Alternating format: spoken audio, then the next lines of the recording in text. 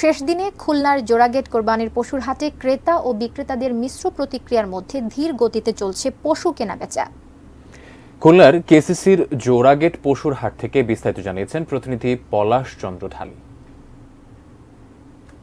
কাল কোরবানি ঈদ, আজকের শেষ দিনে খুলনার যে বাজারগুলো রয়েছে, বিশেষ করে গরুর যে হাট বা পশুর হাট যেগুলো রয়েছে, আমি রয়েছি খুলনার সবথেকে বড় যে জোড়াগেটের কেসিসি পরিচালিত যে কোরবানির পশুর হাট, সেখানে এখন পর্যন্ত এখানে কিন্তু ক্রেতারা বলছে দাম বেশি, বিক্রেতারা বলছে যে খরচ হয়েছে একটি গরু পুষতে সেটার অর্ধেক টাকাও কিন্তু ক্রেতারা বলছে না।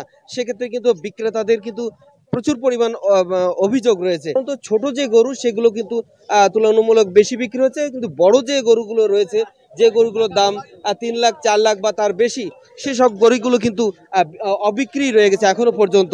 কর্তৃপক্ষ বলছে আজ রাতেও কিন্তু অনেক গরু বিক্রি হবে, কাল সকালেও কিন্তু অনেক গরু বিক্রি হবে।